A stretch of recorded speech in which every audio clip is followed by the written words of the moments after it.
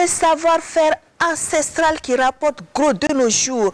1 million de francs attribués au roi et à la reine des arènes 2022. Le 29e championnat de lutte traditionnelle, en faisant des heureux champions, a aussi procédé à une redistribution des forces en présence avec la fin de règne de Éloi Zerbo au profit de Timothée Toé et l'échec du Nayala devant le Sanguier. Le film des combats suivi des explications du président de la fédération tout à l'heure. Le terrain n'était pas des plus propices. Les athlètes U18 ont fait preuve de résilience et de prouesse. Dans l'adversité, ils se sont surpassés en tombant des records nationaux au cours du championnat tenu au Sangoulé la Misana de Bobo Dioulasso. Constat dans quelques instants. Jamais Fassi connaura autant son importance depuis les 5 dernières saisons. Dimanche, l'heure du show de la vérité sonnera au Issoufou Joseph Konombo pour l'Asfa Yenenga et l'EFO. Les deux concurrents sont au coude à coude pour le titre de champion. Malheur aux vaincus. Dans les staffs, tout est mis en œuvre pour galvaniser la veillée d'armes dans les états-majors. Déjà en cours à moins de 48 heures. Visite guidée à suivre. Bonsoir à tous. Merci de nous recevoir pour Actu-Sport ce vendredi 6 mai 2022. On commence par un tour au niveau des arènes.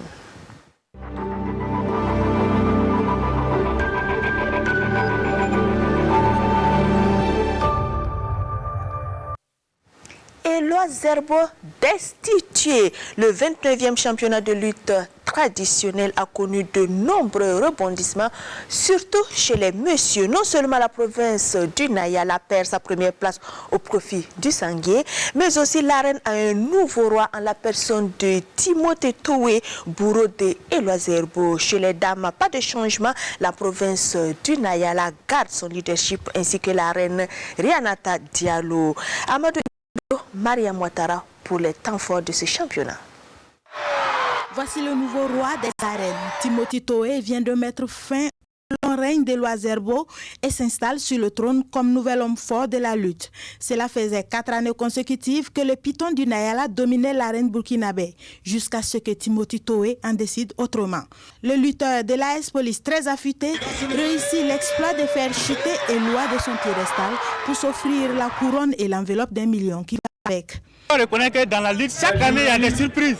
C'est la tribu de cette année comme ça. Un très grand lutteur. C'est pas cette année seulement. Tout lutteur du Burkina, même à l'international. On sait que Zerbo Éloi, c'est un grand lutteur. À côté de Timothée Toé, il y a naturellement une reine qui règne sur l'univers féminin de la lutte. Rianata Diallo du Nayala sans trembler terrasse Émilie Tassambedo du Kadiogo pour la 2e année d'affilée et conserve sa couronne avec le chèque du million. Sinon, moi, je n'ai pas peur de quelqu'un. En me regardant comme cela, je n'ai pas peur de quelqu'un. La différence, c'est la force. Bien avant ces 2 finales open, les équipes ont occupé l'arène pour désigner leur championne.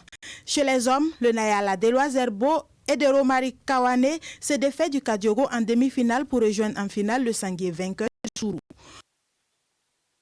Après avoir perdu le premier combat de la finale, l'équipe du Sanguier se reprend au 2e, puis prend l'avantage au 3e duel grâce à Ido Kourou. Mené désormais 2-1, le Nayala est au bord de la défaite et pense reprendre les choses en main par Éloi Zerbo. Hélas, en face, il y a un jeune loup qui attendait ce moment.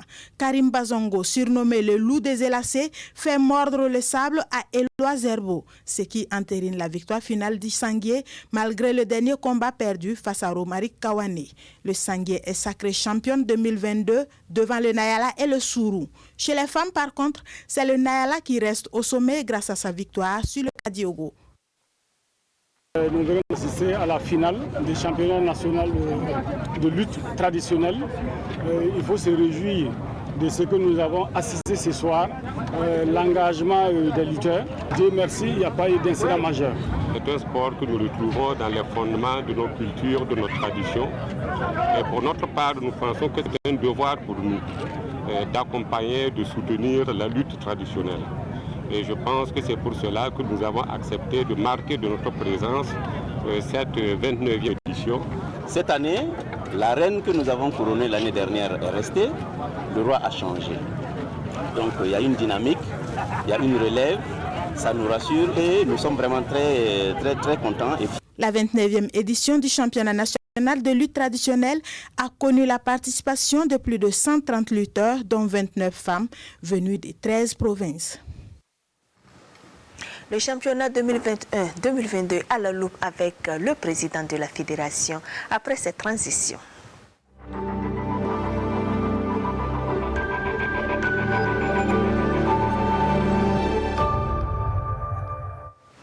Pierre Batiel, bonsoir et bienvenue sur ce plateau. Bien, bonsoir. Dites-nous, 136 lutteurs au total venus de 13 provinces. On a comme l'impression qu'on a assisté à une affluence record pour cette saison. Oui, exactement. Merci nous avoir invités pour faire à chaud le bilan de ces championnats. C'est vrai que ces championnats ont une particularité en introduisant le système d'équipe. Ça a obligé les provinces à venir avec des équipes complètes. Voilà pourquoi le nombre de lutteurs a suffisamment augmenté. Et pourquoi vous avez donc privilégié le championnat par équipe et non individuel? Oui, merci. Et comme je l'avais déjà dit, à notre niveau, nous avons vu qu'à un certain moment donné, il y avait un esprit vraiment qui n'était pas ça, qui est rentré dans le milieu, où il y avait des arrangements entre les lutteurs, où certains lutteurs avec des pressions par rapport aux victoires. Tenez-vous bien qu'il arrivait même que les lutteurs s'entendaient pour distribuer les prix. Pour telle compétition, on va donner à un tel, pour telle autre compétition, on va donner à un autre. Alors, nous, il fallait arrêter ça, parce que c'est individuel. Maintenant, comme c'est par équipe, les lutteurs sont obligés de se battre, parce que là, vous représentez une province. Si vous vous amusez à faire un match truqué, ben, vous aurez la province sur votre dos. Et deuxièmement, ça va créer un mouvement autour de la lutte. Les ressortissants viendront pour supporter leur province. C'est un peu comme au temps de Sulur Kadiogo. Donc, vous avez vu, chaque province, les ressortissants venaient autour de leur équipe et supportaient leur équipe. Donc, ça peut créer un autre engouement autour de la lutte. On a vu qu'il y a eu passation de pouvoir entre le Sangué et le Nayala, quelque chose qui est une surprise. Selon vous, qu'est-ce qui a milité donc à la victoire de la province du Sangué sur le Nayala? Côté homme, bien sûr. Oui, effectivement. Moi, quand j'ai regardé les lutteurs du Sangué, j'ai déjà dit aussi de Nayala qu'il fallait qu'il faisait peur parce que l'équipe du Sangué est une équipe très jeune. Et le Nayala, tous les 5 lutteurs du Nayala sont des internationaux. Que ce soit la première catégorie, il a participé aux compétitions internationales, et Toé, que ce soit la deuxième catégorie, Diallo, il a participé aux compétitions internationales, que ce soit Eloa, il a participé aux compétitions internationales, que ce soit Kaone. Donc, c'est des internationaux. Mais il faut reconnaître que présentement, ils sont en train de descendre dans baisse de forme. Et le Sangué, c'est des jeunes lutteurs. Et quand j'ai vu les compétitions, je me suis rappelé des années 90 où c'était le Sangué et le Nayala, au temps des Nyama Bazé et des Antéissa. Donc je me suis retrouvé effectivement dans ça. Et là, vraiment, j'ai été très content qu'on ait initié cette compétition par équipe. Et comment se fait-il qu'au niveau des hommes, il y a eu changement également au niveau du roi, mais au niveau des femmes, non, c'est toujours Yanat et puis le Nayala qui ont la part belle. Oui, ça fait la deuxième fois qu'elle est reine. Je ne le souhaite pas, mais quand je l'ai regardée, elle n'a pas été aussi dynamique que l'année dernière. On sent qu'elle a pris un peu du poids et elle s'est déplacée difficilement. Donc je suis presque convaincu que l'année prochaine, ça sera, si elle ne fait pas attention, elle risque de perdre ce titre-là parce que apparemment, elle ne s'entraîne pas beaucoup aussi. Mais je me dis que cette année, elle a eu la chance, elle est tombée sur beaucoup moins qu'elle voit. Dites-nous, il y a de nouveaux provinciens, de nouvelles provinces du moins, qui sont rentrées au niveau de la lutte, comme le Kadiogo, qui ne faisait pas partie des bastions traditionnels de lutte. Pourquoi? Oui, le Kadiogo, il faut se dire qu'il y a le club de l'Ice Police, où les lutteurs s'entraînent beaucoup. Ils s'entraînent beaucoup, si bien que leur niveau est suffisamment élevé. Du point de vue endurance, lors des combats. Vous avez vu que Eloi, il n'a pas tenu. Sinon, Eloi, à son temps, on ne pouvait pas l'arracher comme ça.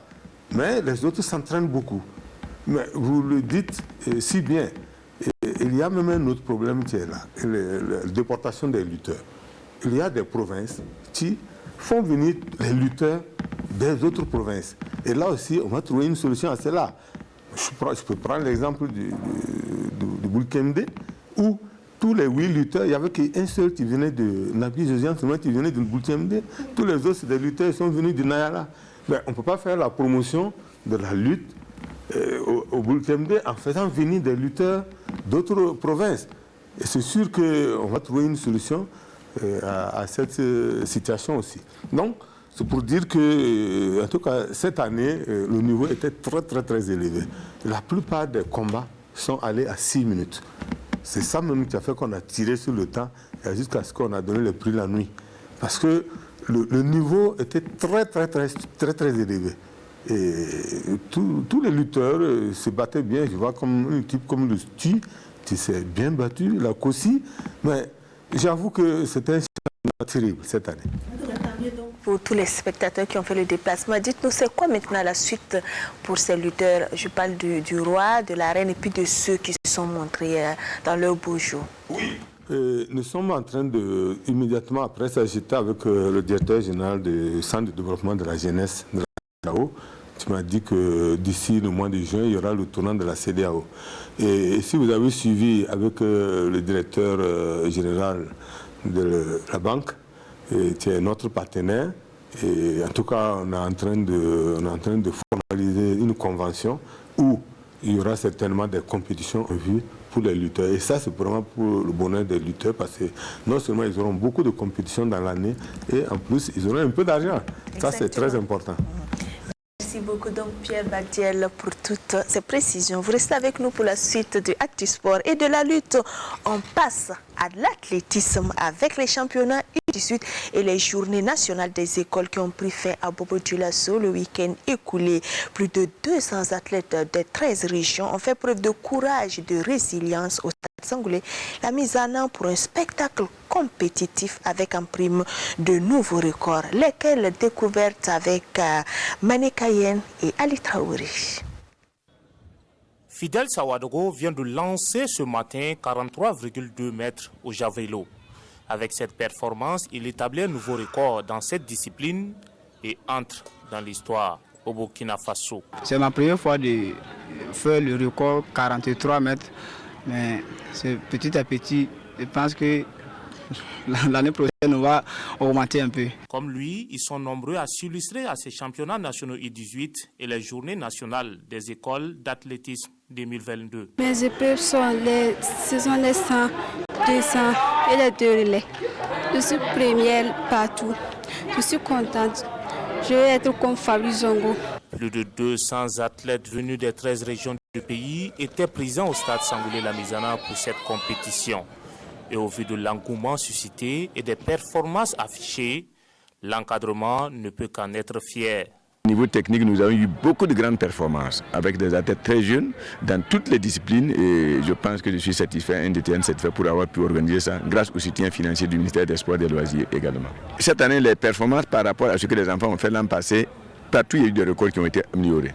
Donc je pense qu'en fin d'année, quand je vais faire le bilan des records battus dans cette catégorie, il y en aurait beaucoup plus. Et je pense que aussi que c'est parce que les gens ont beaucoup travaillé. Nous avons fait la formation des entraîneurs techniques l'an passé. C'est moi-même qui ai assuré la formation avec M. Christian. Et je crois que ce sont ceux qui nous amènent ces résultats et je suis vraiment satisfait. Avec cet exploit, le Burkina Faso peut sereinement afficher de grandes ambitions pour les compétitions africaines et internationales. Pour 2024, déjà, on a notre groupe complet. Il y en a même 3 000 qui vont en France même pour faire des stages actuellement. Donc, par rapport à ça, notre politique de préparation a des années d'avance. Parce qu'on sait que pour avoir des résultats, il faut travailler. Il faut travailler énormément. Donc, on a mis l'accent sur les camps d'entraînement qu'on fait. On faut mettre 3 à 4 camps d'entraînement à Bobo-Dioulasso chaque année par rapport à ces catégories-là pour les compétitions. Et ça donne des résultats. Vous voyez bien au niveau international comment on commence à monter petit à petit. Dans la sous-région, bon, on est pratiquement en tête, mais et On a vu les compétitions internationales, on se situe bien. On verra, vous allez pouvoir vous rendre compte avec les Jeux africains qui se tiendront à l'île Maurice en juin. De l'optimisme avant ces Jeux, en tout cas, tout est mis en œuvre pour permettre au Burkina Faso de briller sur la scène internationale dans le domaine de l'athlétisme. S'offrir une place de choix pour les prochains championnats d'Afrique. Tel est le motif des 102 athlètes de 11 régions qui se sont donné rendez-vous également au stade Sangoulé Lamizana de Bobo Dioulasso pour les championnats para-athlétisme, une compétition qui n'a pas manqué de charme et de prouesse, comme en témoignent nos correspondants permanents dans la ville de Sia, Drissa Traoré et l'imperturbable Ali Traoré. Une fois de plus, la Fédération burkinabé des sports pour personnes handicapées sacrifie à la tradition. Le championnat national para-athlétisme pour cette année 2022 se tient dans la cité de Sia. Une occasion donnée encore à ces athlètes de rivaliser d'ardeur et de talent dans une ambiance bon enfant. Ça fait 10 ans que nous perpétuons cette compétition. Et aujourd'hui, nous sommes très heureux d'être à Bobo. Parce qu'il y a des athlètes qui ne connaissaient pas le stade Sangoulé Lamizana. Ils ont eu l'occasion de connaître. Donc, on a quitté Ouaga et on est venu à Bobo. Et je pense que les athlètes sont très contents. Tout ce que nous souhaitons, que les performances aussi, en tout cas, soient améliorées. Parce que c'est notre objectif. Pour cette édition, 11 régions prennent part à ce championnat.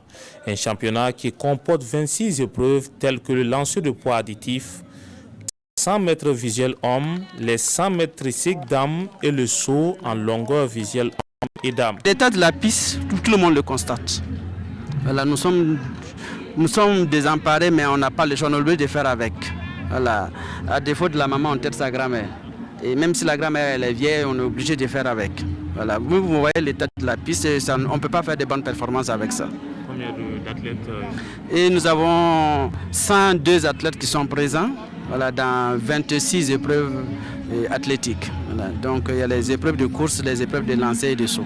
Malgré ces difficultés, ces athlètes ont montré de belles choses, de quoi réjouir le public et les devanciers dans cette discipline. Très content, très content. Je suis très content de voir des personnes handicapées en train de faire le sport. Moi-même, j'ai déjà lutté pour ça. Donc ça continue toujours vraiment. Je suis très content d'avoir des personnes handicapées. C'est une personne comme les autres personnes. Le sport là est général, c'est pour tout le monde. Est-ce que la relève est assurée? C'est assuré. Je suis venu ce matin, j'ai vu ce que j'ai vu là, vraiment, je suis très content. La joie, c'était aussi du côté des athlètes car les 3 premiers de chaque épreuve ont été récompensés. Ce championnat national para-athlétisme sert de cadre pour mettre en jambe ces athlètes afin de représenter le Burkina Faso dans les compétitions africaines comme en Tunisie et au Ghana. De l'athlétisme, les pistes, nous allons en salle pour les sports de mai. L'AS Douane Homme est actuellement à Tunis, dans la capitale tunisienne. Le récent champion de la zone 3 de volleyball défendra la balle au filet burkinabé au championnat d'Afrique des clubs champions du 5 au 18 mai pour une 4e participation. Les Gablous aspirent à aller au-delà des phases de poule. Ils se sont confiés à Mamadou Wina et à Césaire Carrefour à l'aéroport avant de s'envoler. L'Espérance de Tunis, vainqueur de la 13e édition de la Coupe d'Afrique des clubs champions de volleyball, pourra défendre son titre sur ses terres. 23 autres équipes, dont l'équipe masculine de l'AS Douane du Burkina, prennent part à cette compétition. L'AS Douane qui nourrit de grandes ambitions à cette 14e Coupe d'Afrique des clubs champions de volleyball. Donc les objectifs actuellement, c'est de pouvoir sortir de phase de poule. C'est une étape qu'on n'a jamais franchie. Donc c'est de sortir déjà des phases de poule et puis après maintenant de voir ce qu'on peut engranger. Récent vainqueur du tournoi masculin de la zone 3 et avec une dizaine de journées de championnat dans les jambes, l'AS Douane pense avoir les arguments pour montrer un autre visage du volleyball burkinabé à l'Afrique. Nous allons avec une équipe également qui est, je dirais en fait, un peu mature et un peu en forme. Voilà, parce qu'on vient du championnat qui vient de commencer. On a fini les phases allées des phases allées et des phases allées en fait du championnat, chose qu'on n'avait pas en fait les années dernières. On partait en début de saison, ce qui n'était pas vraiment facile pour nous en fait. Et cette fois-ci, on a la chance d'avoir joué d'abord du championnat de la zone 3 et ensuite il y a le championnat également national qu'on a entamé. Donc je me dis qu'on a plus de chance, si je peux me permettre, que les années passées. Voilà. Bon, il faut dire qu'on a un peu une idée, c'est-à-dire du niveau africain. On a un peu une idée, puisque déjà l'équipe nationale a participé, on a eu la chance d'être avec l'équipe nationale à Kigali. Donc on sait à peu près comment ça va être. Voilà, donc on s'imagine, en tout cas aller bousculer, pour jouer les premiers rôles également si on peut. Et ils se sont bien entraînés et nous profitons aussi de dire merci à la Direction générale des douanes et avec le ministère des Sports et des Loisirs qui ont accepté de mettre les moyens pour qu'ils s'entraînent bien et qu'ils puissent faire le voyage et pour bien faire une bonne représentation du Burkina Faso au club champion de l'Afrique. Franchir la phase de poule serait une première pour les champions du Burkina pour qui l'essentiel n'est plus de participer mais d'aller le plus loin possible. Bonne chance aux champions locaux. Nous restons avec les sports demain qui seront très actifs ce week-end. La Ligue du centre de handball déroule ce samedi 7 mai sa 4e journée en junior au complexe sportif olympique. À 13h30 en junior, Phoenix sera face à l'AS Sonabi, suivi de l'explication d'AS Sonabel en junior garçon à 15h. À 16h30 en junior fille, la Lonabe croise AS Shalom et on termine par le choc AS Sonabi, AS Douane à 18h en junior garçon. Dimanche, les seniors prendront place dans la même salle. Dès 11h, la Sfayening accueille AS Finance en dames, suivi du face-à-face USK AS Sonabi à 12h30 en homme. À 14h en dames, la Lonabe championne en titre retrouve son challenger, l'AS Douane, pour un remake de la finale à 15h30. L'AS Sonabel, champion en titre, affronte l'AS Douane et en clôture à 17h le duel des frères d'armes USFA AS Police.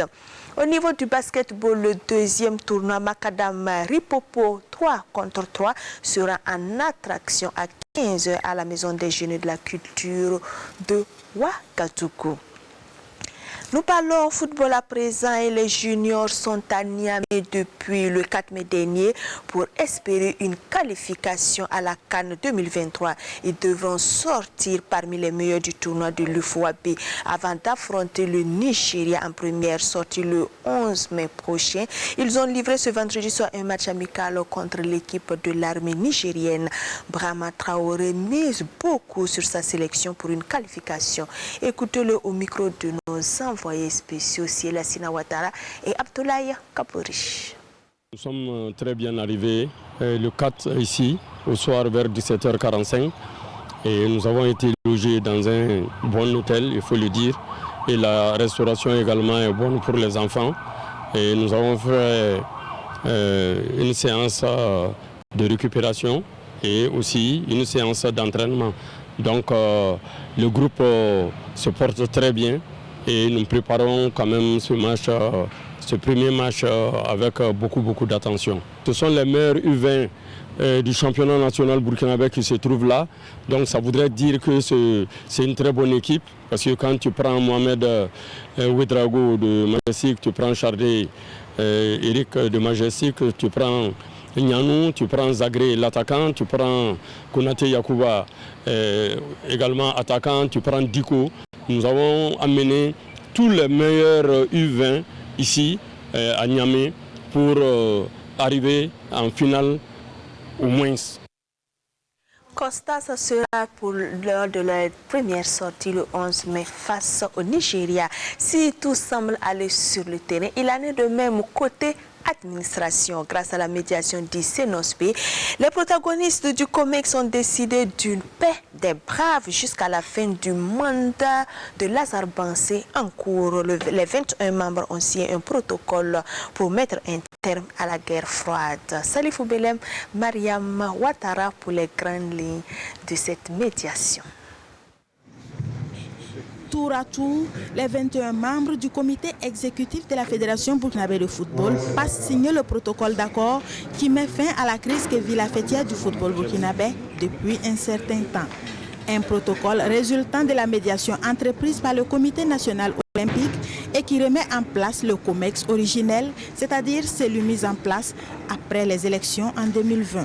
tout en prévoyant naturellement d'autres dispositions pour que la sérénité retrouvée dans le football burkinabé s'inscrive dans la durée. On ne demandait pas mieux que de voir des acteurs d'une même discipline s'entendre sur l'essentiel. Le bureau exécutif va se retrouver dans son entièreté.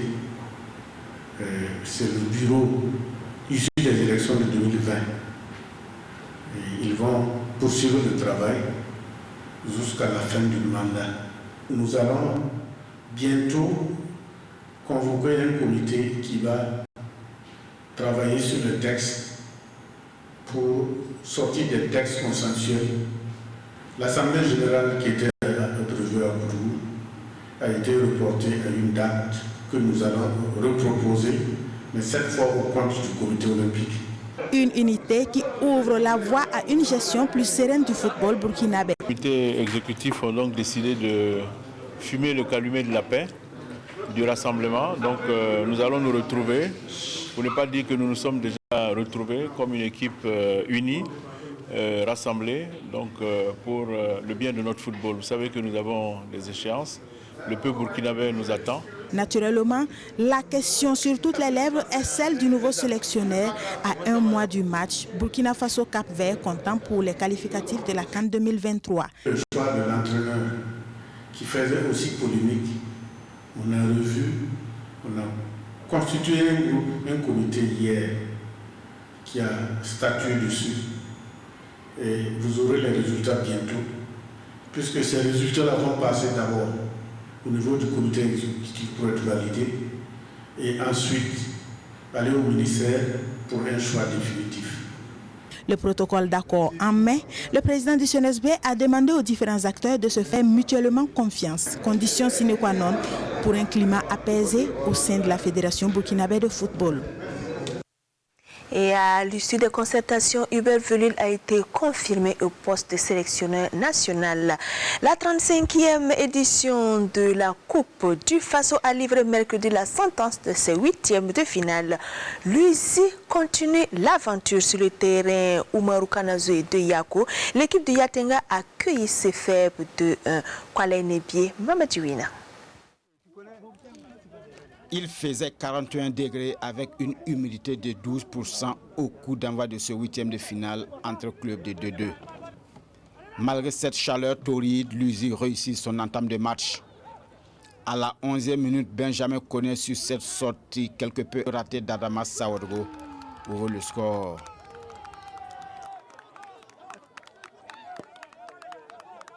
Ses fèves tentent de réagir, mais se heurtent à une muraille blanc-vert qui ne veut rien laisser passer.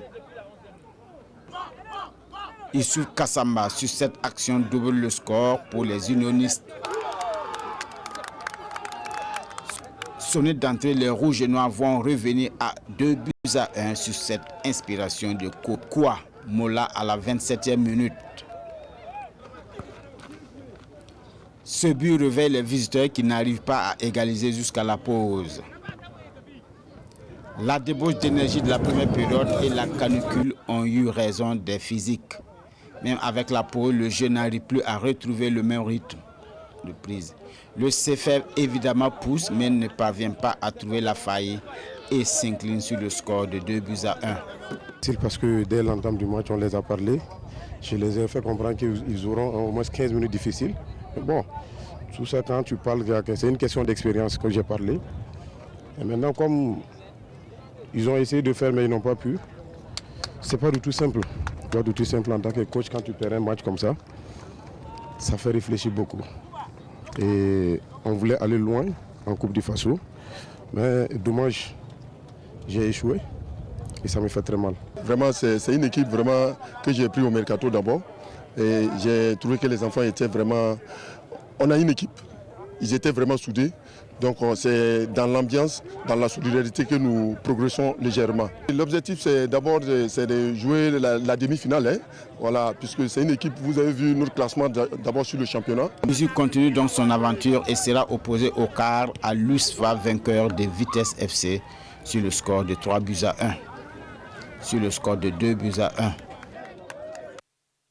Raimo FC est aussi en forme et le démontre au fil des matchs. Mercredi, l'AS Sonabel l'a constaté au stade municipal de Koudgou. Les électriciens se sont inclinés 0-1. Césaire Carrefour, Alain Didier, Compaorich. Dans cette rencontre entre le champion national sortant du Faso Foot AS Sonabel et le néo-promu en Ligue 1 Raimo FC, les académiciens de Bama ont montré que leur montée en D1 n'est pas un fait du hasard. Déjà à la 7e minute, Aziz Sidibé est en expulsion dans le camp des électriciens. Sa frappe est hors cadre. 5 minutes plus tard, Walid Guira oblige le portier de Raimo à s'employer. Passé cela, il faut attendre la 45e minute pour voir le sauvetage de Junior Farama sur cette tête de Ndongani Samba. 0-0 à la pause. En seconde période, c'est Ibrahim Diakité le premier à passer à côté de l'ouverture du score sur ce corner de la 56e minute. Dès lors, les enfants de coach Mouyouma sont maîtres du stade municipal de Koudgou. Puis vient ce coup d'éclat de la 85e minute. Sur ce coup franc à l'entrée de la surface de réparation des électriciens, le génie d'Ibrahim Diakité fait parler sa patte droite en logeant le ballon au fond des filets. 1-0 pour Raimo. Dans l'ultime partie du temps additionnel, Moussa Traoré sauve les siens sur cette dernière offensive de l'AS Sonabel. Score final 1-0 pour Raimo FC qui se qualifie pour les quarts de finale de la Coupe du Faso. Le résultat de cet après-midi, c'est la suite logique de la montée. On était galvanisés, on avait envie de faire. On sait que les Gragas, ce n'est pas souvent évident. Les Gragas, ce n'est pas très beau football, mais il fallait qu'on soit paré au niveau du combat. Donc il fallait qu'on mette un système de jeu qui pouvait contenir Sonabel, en sachant qu'on devait sécuriser les opportunités. Et on s'est créé, après on a marqué trop tard, mais c'est le football qui a voulu ça. Dans un match comme celui-là, c'est situe souvent au niveau de l'envie. Celui qui en veut le plus gagne. Je ne dis pas qu'ils n'en voulaient pas, ils en voulaient peut-être, mais après on a mis un dispositif qui a beaucoup gêné Sonabel. Du côté de l'AS Sonabel, on tente de justifier la défaite. Bon, vous savez, nous on a joué dimanche, on a joué dimanche le championnat, et on s'est défoncé pour le championnat, donc ça a dû laisser des séquelles. Lundi, c'était la fête encore. Bravo à l'adversaire qui a été beaucoup plus déterminant que nous sur le terrain. C'est bien, c'était un coup franc magistralement tiré, c'était très bien. En tout cas, félicitations à l'équipe. Mais de ma part, je pense que c'est une offrande de l'arbitre. C'est une situation où les deux joueurs étaient en duel. Mon joueur a pris le ballon du pied. En quart de finale, l'équipe de Bama sera face à l'équipe la plus titrée en Coupe du Faso, l'Étoile filante de Ouagadougou, et ça sera le 11 mai prochain. L'AS Douane, elle rêve secrètement du doublé championnat Coupe du Faso. Dans le choc 100% Ligue 1 du stade Issoufou Joseph Konombo, les Gabelous ont écœuré les Majesticiens au tir au but 5-3 après un but partout. Franck Ouedraogo, Jean-Modeste Ouedraogo. L'AS Douane écarte les académiciens de Majestic sur son chemin. Dans la patience, Yaya Koné et ses hommes s'arrachent une place en quart de finale. Tout a semblé aller vite dans cette rencontre avec une opportunité pour Walter Yule dès la première minute. Un long round d'observation s'installe jusqu'à la 22e minute.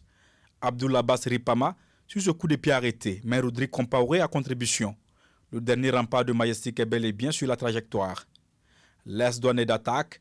À la réception de cette belle passe de Robert Ndjigi, Michel Batiobo voit sa tentative enrayée de justesse par Dié Konaré. 0-0, c'est le score à la pause. 4 minutes après la pause, Mohamed Zeguet Traoré sort la claquette face à Josué Tendrebego. Majestic tente de prendre le contrôle de la rencontre. Mais à la 55e minute, sur ce coup franc de Youssouf Baro, dévié par Michel Batiebo, Aboubacar Sidiki Traoré surgit en dernier pour donner l'avantage aux douaniers. 1-0. Cet avantage est de courte durée. Car 3 minutes plus tard, Majestic initie une offensive conduite par Josué Tendrebego et parachevée par Ibrahim Soungalo Sanou. Un but partout, tout est à refaire. Et la suite du match, c'est le portier de Majestic, Rodrigue Compaoré, qui s'illustre impérialement à 2 reprises face à Michel Batiebo et Oumar Compaoré. C'est finalement au tir au but que le coup péré tombe sur les garçons de Moussa Sanogo Falcao. L'AS Douane s'impose par 5 tirs réussis contre 3. C'était pas facile quand on sait qu'actuellement les matchs sont vraiment accumulés. Ce n'est pas évident toujours au niveau de la récupération, au niveau des jeunes. L'équipe est empruntée de 6 éléments titulaires, donc il a fallu remodifier carrément le groupe, ce qui n'était pas évident. Mais chapeau à eux parce qu'ils se sont battus, ils ont cru, ils ont tout donné. Bon, c'est la loi des tirs au but, il faut forcément un vainqueur. Je pense que l'AS Douanes était plus adroit que nous. Félicitations à eux. Comme à l'édition dernière, les Gabelous seront en quart de finale de la Coupe du Faso avec l'espoir du doublé. Au stade Roby de Bobo Dioulasso, Vitesse FC a été pris de court par l'USFA. Les militaires ont assommé les Guépards 3-1. Hassan Gourabou, Ali Traoré. La prestation de ce soir démontre qu'elle n'avait pas d'ambition à cette Coupe du Faso. Visiblement menacés par la relégation, les Guépards ont seulement fait de la figuration face aux Bidas pour ces huitièmes de finale. Aujourd'hui, nous on pense franchement à la Ligue Olympique qu'on est relégable, donc il faut se concentrer sur ça de avant pour avoir le maintien. Comme ce n'est pas facile, on est avant-dernier, donc la priorité n'est pas la Coupe du Faso, la priorité c'est le maintien. Sacrifier la Coupe du Faso au profit du maintien en championnat. C'est juste, avec juste raison, puisque la Coupe du Faso c'est passagère, mais la Ligue 1 l'Onabé, on reste toujours. Pour avoir l'élite, il faut toujours courir au résultat. Au coup d'envoi de ce match, les titulaires habituels sont sur le banc. Malgré tout, le Vitesse va réussir à allumer la première mèche dès la deuxième minute. Abdoul Lamine Ouattara en débordement trouve Gaussou Diakité dans la surface qui dévie la balle au fond. Après ce but, les Guépards vont sombrer complètement et laisser les militaires dicter leur loi. Comme à l'accoutumée, c'est Yves Junior Koutiama qui va conduire le bataillon dans la bonne direction avec cette inspiration qui sera conclue de la plus belle des manières. Nous sommes à la 13e minute. À la 27e, il va revenir à la charge, bien aidé par la passivité de la défense pour inscrire le deuxième but. Les militaires vont prendre le large à la 59e minute sur ce centre de Alassane Sow qui trouve la tête de Abdourahmane Sidi. On a mis les petits plats dans les grands pour faire la différence ce soir. Mais je pense que nous allons continuer dans le même sens. On ne connaît pas d'abord notre adversaire.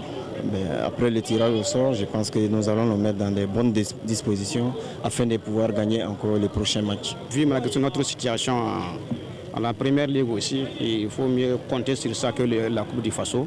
Inch'Allah, je suis très confiant. On ne va pas jouer à la Ligue 2. Nous allons jouer la Ligue 1 l'année prochaine. Il va falloir tout donner pour ne pas tout perdre en fin de saison, car ce soir, le Vitesse FC a fait un choix fort. Dans les autres oppositions de ces huitièmes de finale, à Tanguy Souris, les faux a fait craquer l'ASEC de Koudougou 1-0 à Palace Police, sauf le Kiko FC 2-1. À Sabou, Lusco met fin au rêve de l'ASK 1-0. DCSA, tombeur de l'AS Fayeninga, est la victime de l'ASFP qui s'impose sur le score étriqué d'1-0 sur le terrain de Poura. Le mercredi 11 mai prochain, on aura les duels suivants à l'issue du tirage au sort effectué jeudi. Au stade municipal de Waïguia, Luzi défie l'USFA. Au stade Issoufou Joseph Konombo, l'AS Police affronte l'USCO de Banfora. Au Sangoulé, la Misana de Bobo Dioulasso, la SFP sera face à l'AS Douanes. Et au stade Oubi, toujours à Bobo Dioulasso, Raimo FC reçoit l'étoile filante de Ouagadougou. Coup d'envoi de toutes ces rencontres, 15h30.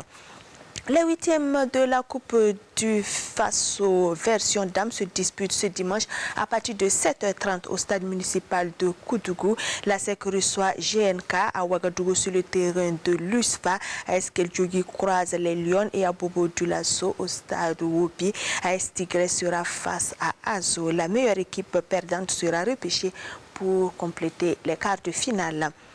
L'effort est toujours en course sur les deux tableaux. Ce week-end, elle a la possibilité même de prendre les commandes à la seule condition de disposer du leader actuel qui n'est autre que son éternel et légendaire rival, l'AS Fayeninga. Le Fasico 2022 a un goût particulier cette saison avec le retour au premier plan des deux clubs. Pendant que le leader s'est approprié le théâtre du duel, le Issoufou Joseph Konombo pour se préparer.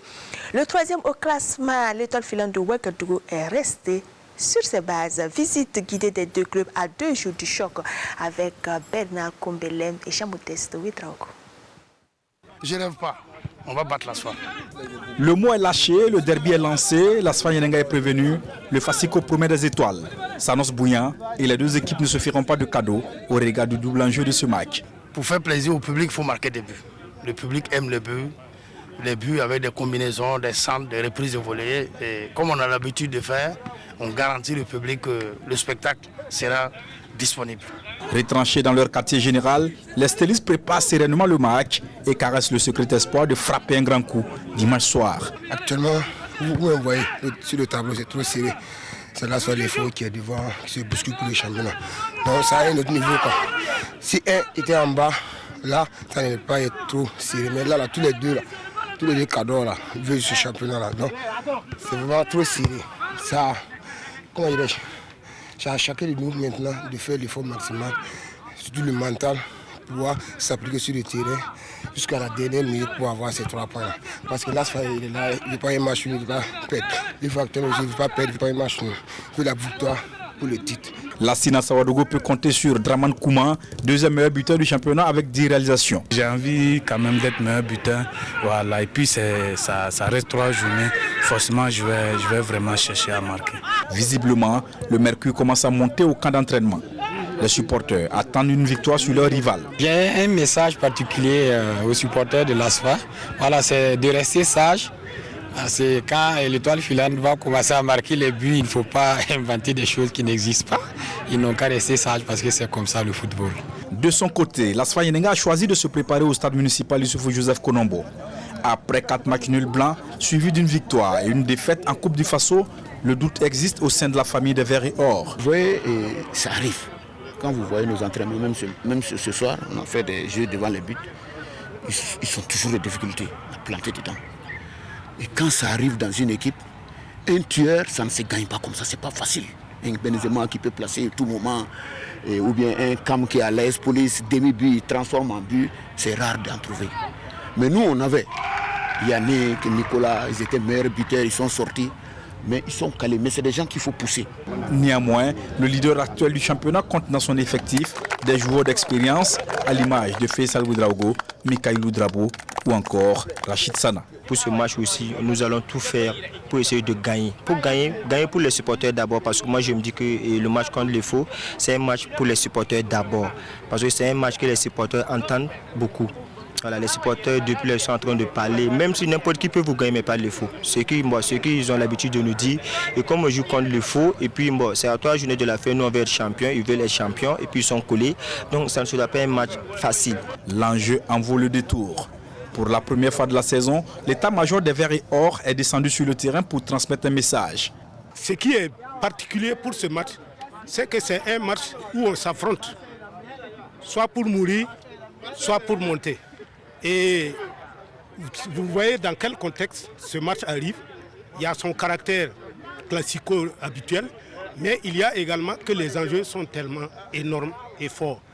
Donc c'est un derby. Plus qu'un derby, je ne dirais pas, c'est un affrontement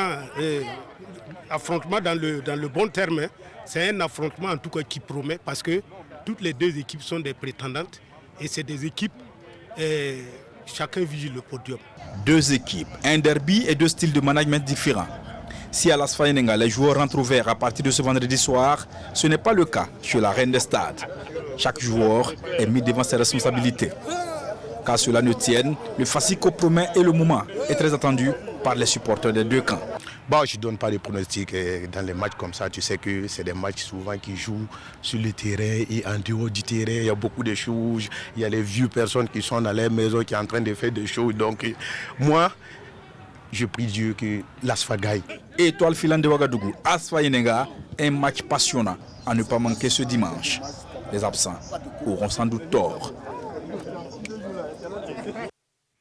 Dans tous les cas, que des vieilles personnes soient dans des coins reculés en train de faire quoi que ce soit, la vérité du rectangle, ça sera pour ce dimanche à partir de 16h, un match à suivre en direct et en live sur nos antennes radio et télé dès 15h30 sur les antennes de la RTV Télé. Jérôme Tchendrebego et ses invités donc vous permettront donc de suivre les éclairages de cette rencontre avant, pendant et après. Et Mamadou Wena donc vous retrouverez à partir de 16h pour le commentaire. Outre le Fasico, d'autres rencontres non moins importantes sont en jeu à 3 journées de la fin, lesquelles Maria Ouattara vous situe. Dernier virage pour le top 16 du football burkinabé dans le marathon de Ligue 1. Les 8 rencontres de la 28e journée se joueront en simultané le dimanche 8 mai à 16h temps universel. Sur le terrain de l'USFA, Yaya Kone et les Gablous 5e au tableau de classement croisent les fers avec le commerçant de Koudougou 6e. Pendant ce temps, Moussa Ouedraogo et les flics seront face à leur poursuivant direct au classement, l'AS Sonabel sur le terrain du RCK. L'affiche de cette 28e journée, c'est clairement le Fasico. Les Faux et la Soyenenga vont tenter de trouver un vainqueur cette saison après le nul blanc de la phase aller et ce sera au Issoufou Joseph Konombo. À Koupela, la Escouritenga en ballottage défavorable accueille pour cette 28e levée une équipe de la SFB qui recommence à flirter avec le bas du classement pour le choc des mal classés. Les Faucons du Ray Club du Kadiogo, du haut de leur 2e place, accueillent eux les Poissons du Kiko FC au terrain de l'Efo. À Bobo du Lasso, les Tigres de Yaradougou fort de 6 sorties sans défaite accueillent les académiciens de Majestic qui eux sont sur une bonne série de 4 matchs sans défaite. Le choc 100% bobolais de cette 28e journée oppose les Guépards de Vitesse FC aux Kings du Royal FC qui n'ont plus gagné un seul match depuis la 21e journée. Enfin, à Zindiare, l'USFA 7e au classement sera face à la Lanterne Rouge. Salitas. Avant de prendre congé de vous, sachez donc que le classement de la Ligue 1 Lonabé du moins a subi quelques modifications suite au match perdu sur tapis vert de l'ASK. La Ligue de football professionnel a estimé que le club de Koupela a utilisé un joueur suspendu face à l'AS Douane. Les douaniers sortent vainqueurs 1-0, ce qui relance la position des deux protagonistes dans le classement. Ainsi, l'AS Fayenga est toujours leader 44 points plus 9 devant le RCK 44 points plus 7 et l'EFO 43 points plus 15. L'AS Douane est désormais au pied du podium, 4e 43 points plus 2 devant Majestic 5e 42 plus 3. La SEC de Koudougou est 6e 40 points plus 7. L'AS Lusfa est 7e 38 points plus 1 et Royal FC 8e 36 points plus 1. L'AS Police est 9e 34 points moins 2 devant l'AS Sonabel 10e 34 points moins 7. 11e le Kiko FC 33 points. 12e le RCB 33 points moins 6. 13e l'ASFB 32 points moins 6. L'ASK est le premier non relégable avec 31 points moins 4. 14e. 15e Vitesse FC 30 points moins 6 et enfin Salitas 16e 27 points moins 14.